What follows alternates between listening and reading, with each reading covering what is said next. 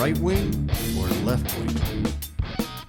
I really like buffalo wings.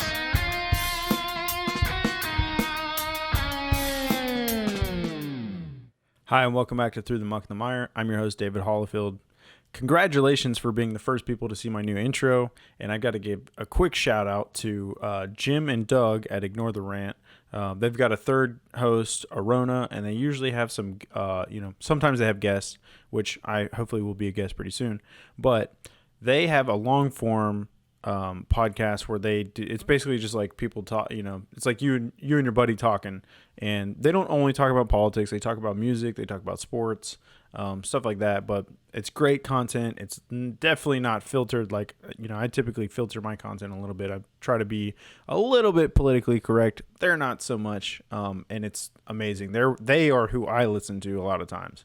So thank you guys for working on the music and the audio for that. And there's a surprise, another version of the intro that you'll see if I come out with another funny like satire film movie. But anyways, I digress. Let's talk about guns because that's what this episode is about.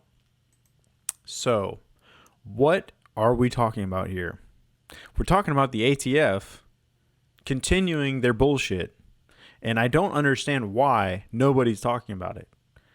We're in the middle of an election. Like, literally, the election is finished next Tuesday. Like, millions of Americans have already early voted. And next Tuesday, we find out who either, did Donald Trump win or is Joe Biden going to take over? And, one of the biggest topics in American history, and will always be one of the biggest topics in America, is the Second Amendment. Somehow the ATF was able to come out with new promoted regulation and attack one of the most prominent or most popular gun manufacturers in the United States, and nobody's talking about it when we're a week away from the election.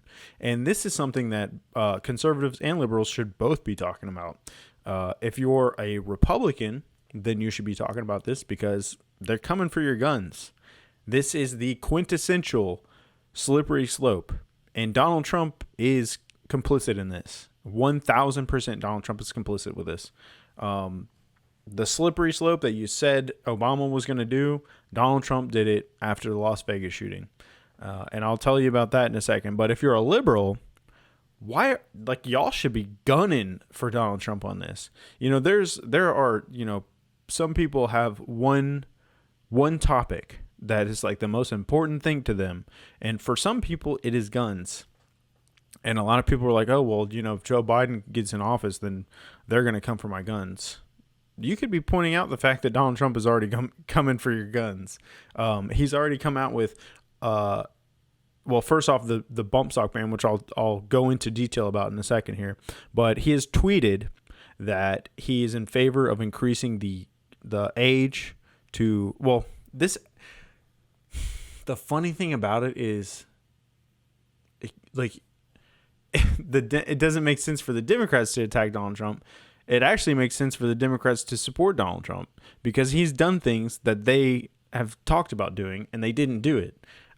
He's, like I said, guilty of the slippery slope. So he did the bump stock ban. Again, I'll get to that in a second. But he's also tweeted a lot of rhetoric that is anti-Second Amendment.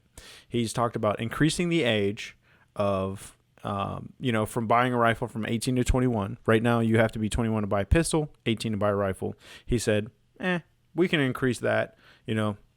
Somehow that's going to save lives, even though these school shooters and stuff like that aren't typically going out and buying a rifle at the age of 18. They're taking it from their dad or somebody that was, careless with their storage of their rifle. And that's how they get a hold of a gun. They're not going out and legally buying guns and shooting up their school because of that. He also is in favor of red flag laws. Red flag laws are, he said, his own words, you can verify this for yourself. He said, I'm a fan of taking the guns early and worrying about due process later. That's literally not how due process works. The Constitution spells out due process for you, and it clearly states that basically you cannot take somebody's property. The government is not supposed to take somebody's property without due process of the law first. That means that you don't take the property first and then worry about due process later. That's not due process. It's literally not. That's just not how it works. And then obviously let's just go ahead and jump into the bump stock. So this is the bump stock, and this is important. We're going to talk about history real quick, very recent history, and then how that applies to this modern ATF, predicament that we're in now. So after the Las Vegas shooting, which was a horrific, tragic event, there were bump stocks involved, and Donald Trump said, I'm going to ban bump stocks, along with the comments that he said about increasing the age to buy a rifle, red flag laws, whatever. He said, I'm going to get the ATF to ban bump stocks. And he literally had them change the definition of what a machine gun is. So Republicans and conservatives typically make fun of all these Democrats that don't know what they're talking about with guns, referring to an AR-15 as like a fully semi-auto, which if you're a Democrat or a liberal Democrat, whatever, you probably don't understand like what I'm talking about right now. But a fully semi-automatic is like, it's counterintuitive. It doesn't make any sense. It's either a fully automatic weapon or it's a semi-automatic weapon. Anyways, getting too far into the weeds here. Donald Trump had them change the definition of a machine gun to include semi-automatic weapons because they have a bump stock, because a bump stock helps you to pull the trigger faster, essentially. So it's not enough to consider an assault rifle or a machine gun a gun that, pew-pews more than one bullet per trigger squeeze. But now we're going to look at accessories, and does this accessory make it easier for you to pull the trigger faster, even though that's literally changing the definition of what a machine gun is. And that is the perfect example of the slippery slope that you tried to apply to Obama. And let me just go ahead and make it clear here. Obama was, and still is to this day, anti-gun. But Obama did not make the ATF change the definition of what a machine gun is so that he could force his version of common sense gun control down your throat. Donald Trump did do that. And now we're seeing that come to fruition. This is your reckoning, Second Amendment people, and you're not even talking about it. I don't understand. So let's just go ahead and get into now what the ATF is doing. Oh, hold up, actually.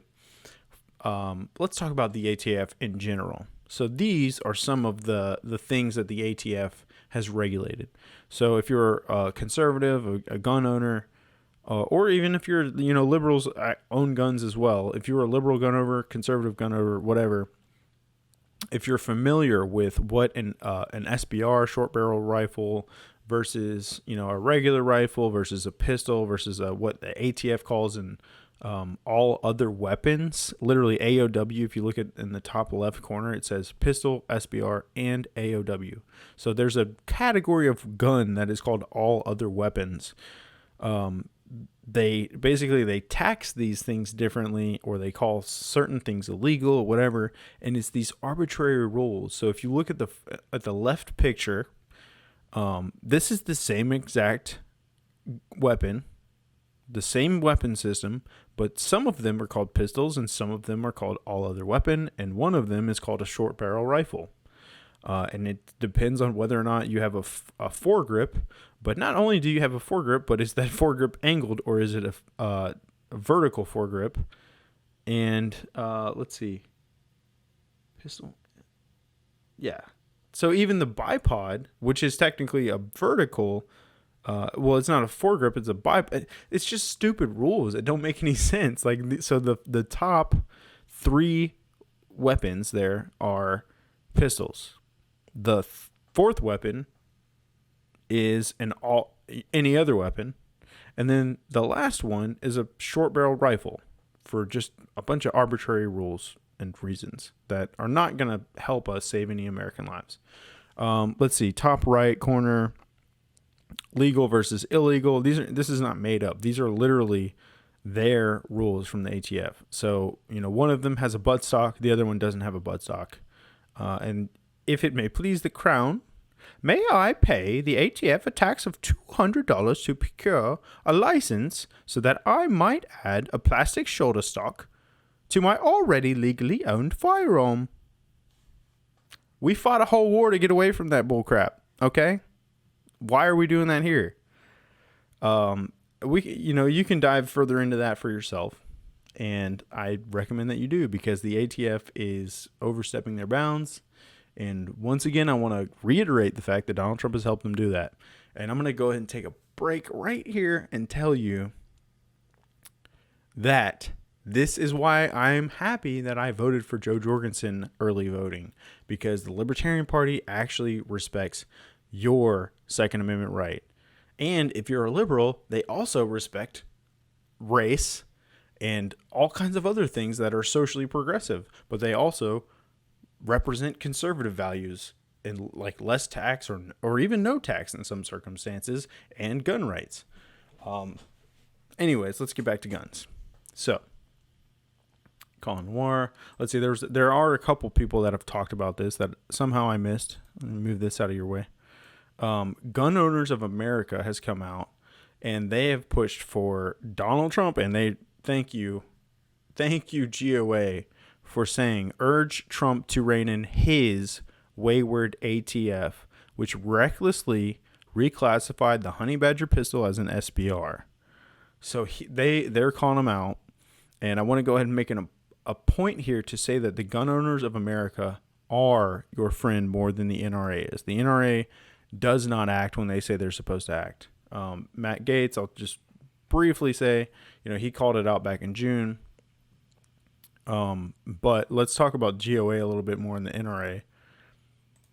The guy that was in the Colin Noir video, if you go back and watch that, he talks about how when the ATF brought this to their attention, was like, hey, you're not meeting our guidelines. He said, okay, we're not gonna do a press release. We're just gonna hold off on that, and we're gonna try to meet whatever standards that you want us to meet.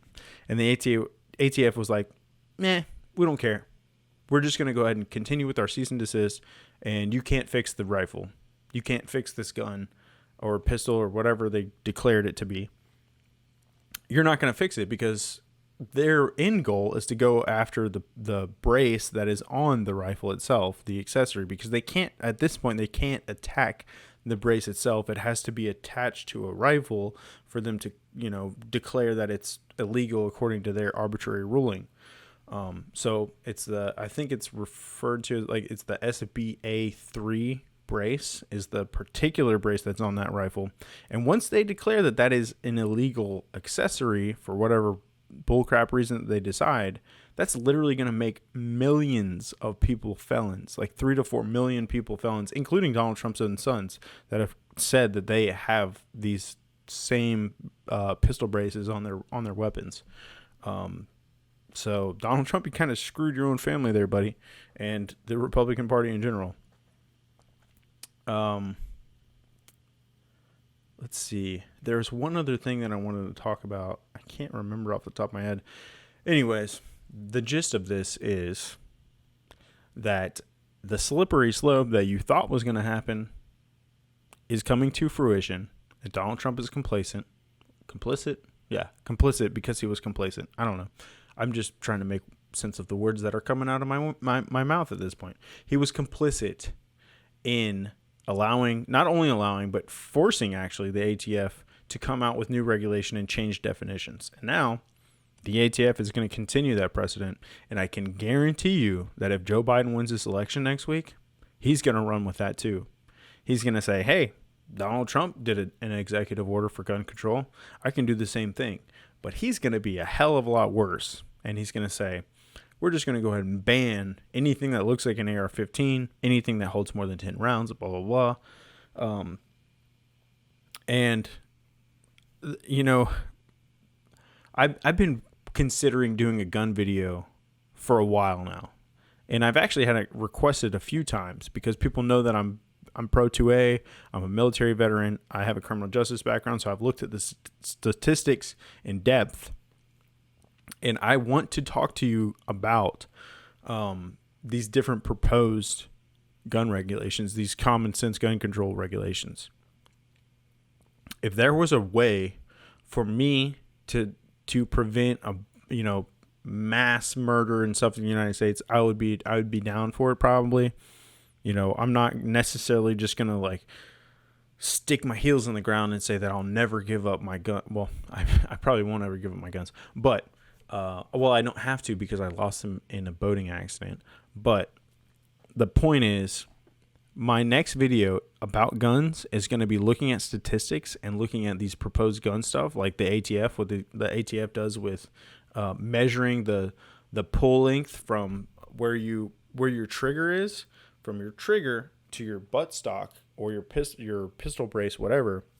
That's your pull length. They declare that illegal if it's more than 13.5 inches. But then they also will cheat and change the angle of the measuring tape when they're measuring it to try to cheat you out of it and call your shit illegal. So I'm going to talk about how these policies would actually work in the real world quantitatively. Let's look at the statistics and say, what percentage of gun deaths are actually at the hands of AR-15s or AR-15 type rifles? What percentage of gun deaths are in these mass murders that you see on the news?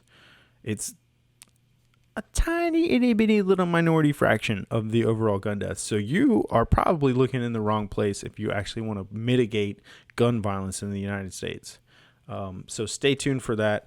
Thank you for watching. I don't think I have anything else. I'm just going to go be pissed off now and cuddle my non-existent guns that I lost in Lake Lanier. That Lake Lanier, the curse in Lake Lanier is no joke. So they sunk my boat with my guns along with it. Have a good night.